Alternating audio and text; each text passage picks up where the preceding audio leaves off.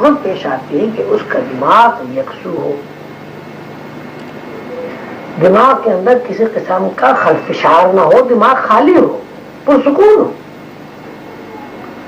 دوسری بات یہ کہ جسم اس حالت میں ہو کہ اس کے اندر تناؤ نہ ہو،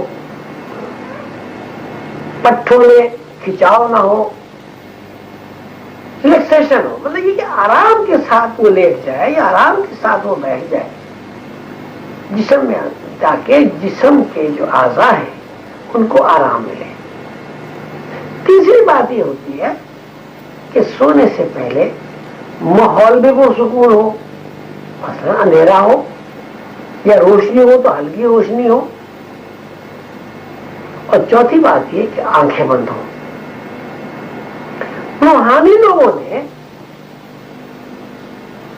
جسم کے بغیر اس انسان کو تلاش کرنے کے لیے جو جسم کے بغیر سفر کرتا ہے، ان چیزوں کو اکٹھا کیا اور اکٹھا کر کے بیداری میں ان کی مشق کی۔ مطلب یہ کہ آرام کے ساتھ بیٹھ گئے، دماغ کو خالی یکسو کر لیا، ماحول کو پرسکون بنایا اور آنکھیں بند کر کے کسی ایک نقطے پر ذہن کو مرکوز کر لیا۔ کوئی آدمی اس بات کو مانے یا نہ مانے، لیکن جب آدمی سوتا ہے، بیداری سے خواب میں منتقل ہوتا ہے، تو آٹومیٹک اس کا ذہن نیند کے اندر مرکوز ہو جاتا ہے، یعنی از خود اس بات پر انسان کنسنٹریٹ کرتا ہے کہ مجھے اب سونا ہے۔ اگر انسان کا ذہن نیند کی طرف متوجہ نہ ہو اور نیند کی مرکزیت میں گم نہ ہو جائے تو کوئی انسان سو نہیں سکتا۔ تو یہ روحانی لوگوں نے اس کوشش کا نام کہ بیداری میں رہتے ہوئے اس انسان کی زندگی میں داخل ہو جائے یا اس انسان کی زندگی میں سفر کرے جس کا نام روح ہے، اس تلاش کا نام، اس کوشش کا نام اور اس عمل کا نام مراقبہ یا میڈیٹیشن رکھا ہے۔ مراقبہ کرنے سے پہلے ذہن کو پاکیزہ اور صاف ستھرا رکھنے کے لیے ہر مذہب نے کچھ اصول متعین کیے ہیں اور کچھ عمل بتائے ہیں۔ مثلا یہ کسی بھی صورت سے اللہ کا نام لیا جائے، جیسے اسلام نے یا حیو یا قیوم یا اللہ کے دوسرے نام کا ورد بتایا ہے، قرآن شریف کی کوئی آیت، درود شریف وغیرہ وغیرہ۔ ایسا کیا جاتا ہے کہ آدمی پاک صاف ہو کر باوضو ہو کر بیٹھ جاتا ہے، کچھ دیر درود شریف پڑھتا ہے، ذہن کو یکسو کر لیتا ہے اور آنکھیں بند کر کے ایسی نشست سے بیٹھ جاتا ہے جس نشست میں نہ تو جسم میں تناؤ ہوتا ہے اور نہ جسم بے آرام ہوتا ہے۔ مثلا میں ابھی آپ کو مراقبے کی کیفیت میں بیٹھ کے دکھاتا ہوں، اور جب آدمی آنکھیں بند کر کے کسی ایک نقطے پر ذہن کو کنسنٹریٹ کر لیتا ہے تو ہوتا یہ ہے کہ شعور آہستہ آہستہ مغلوب ہوتا چلا جاتا ہے اور لاشعور اسی مناسبت سے غالب ہوتا رہتا ہے، اور جب آدمی مراقبے میں کامیاب ہو جاتا ہے تو پوزیشن پلٹ جاتی ہے۔ اس وقت صورتحال یہ ہے کہ آدمی کے اندر شعور یعنی نافرمانی کا دماغ غالب ہے، اور جب انسان مراقبے میں چلا جاتا ہے اور مراقبے میں یکسوئی اسے حاصل ہو جاتی ہے تو یہ نافرمانی کا دماغ یعنی بیداری کا دماغ مغلوب ہو جاتا ہے اور لاشعور یا جنت کا دماغ غالب ہو جاتا ہے۔ جب لاشعور اور جنرل کا دماغ غالب ہو جاتا ہے تو آدم ذات کی آدم کے بیٹے کی پوزیشن بالکل وہی ہو جاتی ہے جو جنت میں آدم و حوا کی تھی. اب میں آپ کو مراقبے کر کے بتاتا ہوں مراقبہ کس طرح ہوتا ہے. تو 4 منٹ میں آپ کے سامنے بیٹھتا ہوں. اب چونکہ میں آپ کو مراقبہ کر کے بتا رہا ہوں, ممکن ہے کہ میں مجھے وہ اتنی یکسوئی نہ ہو, لیکن ہو سکتا ہے اگر میں ذہنی طور پر فوری طور پر یکسوئی مجھے حاصل ہو گئی تو اس میں 3-4 منٹ لگ سکتے ہیں. تو آپ چہرے کے تاثرات سے اور گردن کے جھکنے سے اندازہ لگا سکتے ہیں کہ کوئی آدمی شعور کی دنیا سے نکل کر لاشعور کی دنیا میں کس طرح داخل ہوتا ہے. بسم اللہ الرحمن الرحیم. صلی اللہ تعالی علی حبیبہ محمد وسلم. یا حی یا قیوم یا حی یا قیوم یا حی.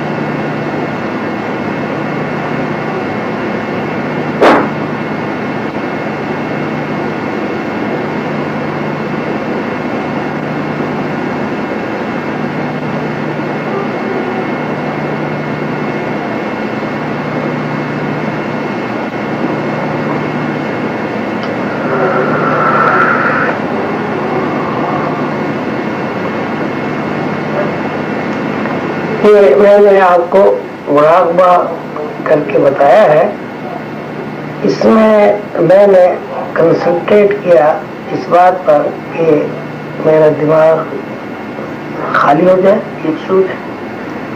دوسرے، میں نے جب میرا دماغ یکسو اور خالی ہو گیا تو میں نے یہ تصور کیا کہ میں جنت میں ہوں۔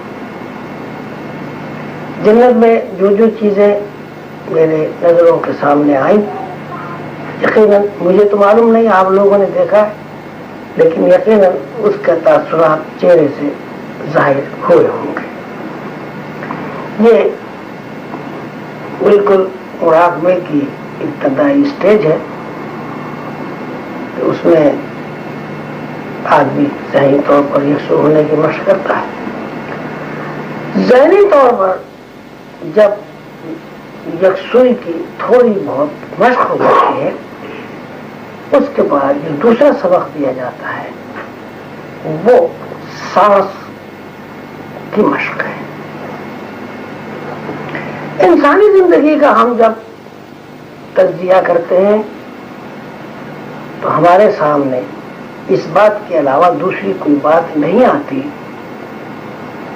کہ زندگی کا دار و مدار سانس کے اوپر ہے۔ سانس کے دو رخ ہے۔ سانس کا ایک رخ یہ ہے کہ سانس اندر جاتا ہے، اور سانس کا دوسرا رخ یہ ہے کہ سانس باہر نکلتا ہے۔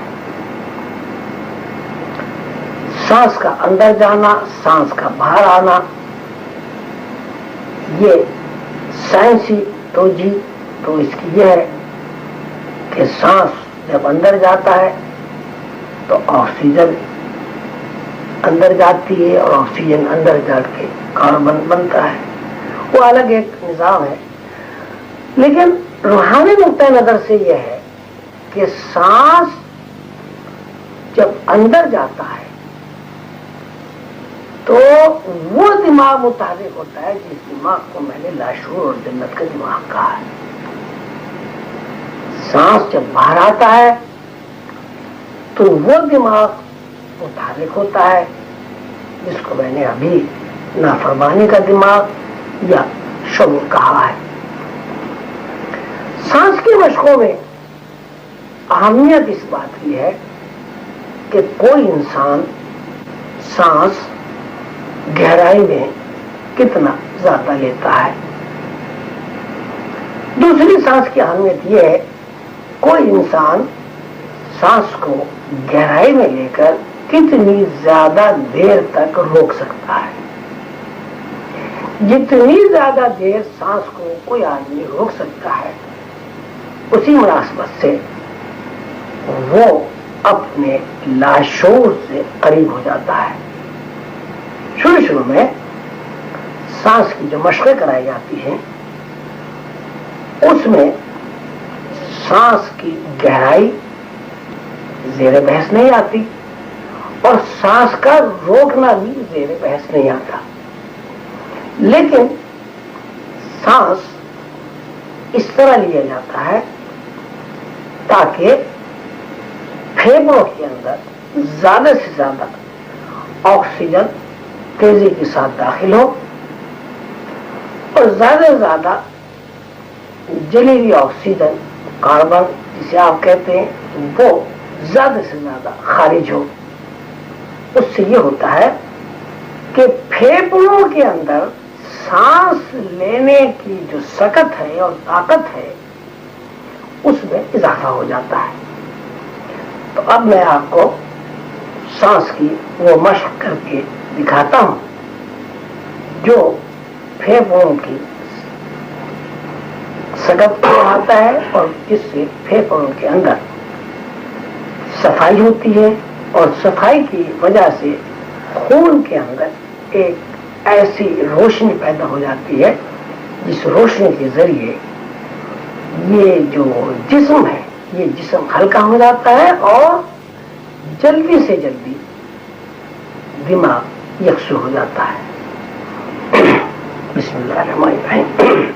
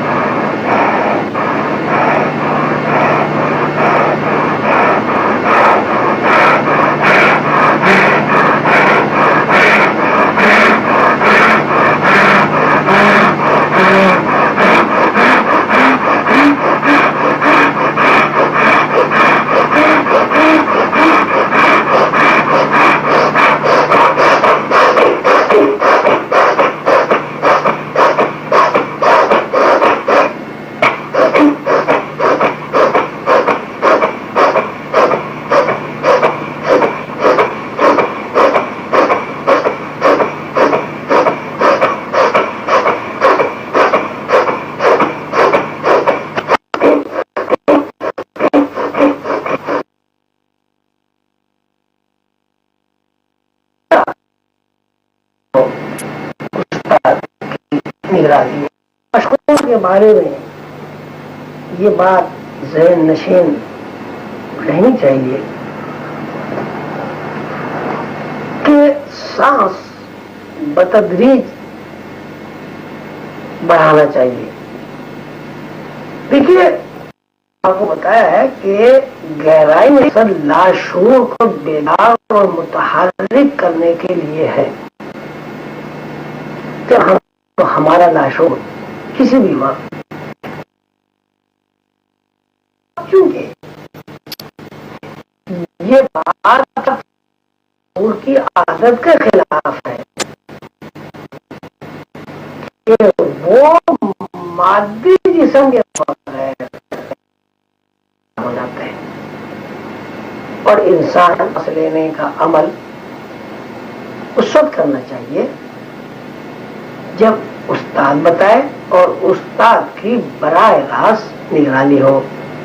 اب آپ یہ دیکھیں، جیسے ہم یہاں 5-7 آدمی بیٹھے ہوئے ہیں، تو اگر ایک دم چھت میں سے کوئی روح نکل آئے اور روح نکال کر یوں ہمارے سامنے سے گزر جائے تو یہاں بیٹھے ہوئے سب لوگ ڈر جائیں گے اور خوفزدہ ہو جائیں گے.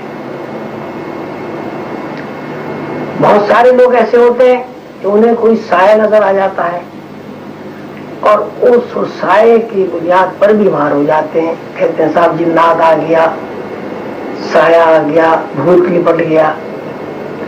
یہی بات اگر کسی روحانی آدمی کے سامنے کوئی سایہ آ جائے یا روح آ جائے یا کوئی مرا ہوا کوئی رشتے دار یا دوست آ جائے تو وہ نہیں گھبراتا، وہ اس کو اپنی روحانی ترقی سمجھتا ہے. اس لیے کہ وہ سیڑھی بس سیڑھی چل چل کے اس مقام تک پہنچا ہے جس مقام پر عام طور سے ماورائے دنیا نظر آتی ہے، فرشتے نظر آتے ہیں، روحیں نظر آتی ہیں، جنات نظر آتے ہیں. تو سانس کی جو گہرائی ہے وہ بہت زیادہ اہمیت رکھتی ہے اور بہت زیادہ اس میں احتیاط کی ضرورت ہے. سانس کی گہرائی سے کسی بھی وقت لاشعور چونکہ بیدار ہو جا رہا ہے، ایک جنت کا دماغ متحرک ہو جاتا ہے. اس لیے کوئی بھی چیز جب سامنے آتی ہے تو آدمی خوفزدہ 60 واٹ کا بلب چل رہا ہے،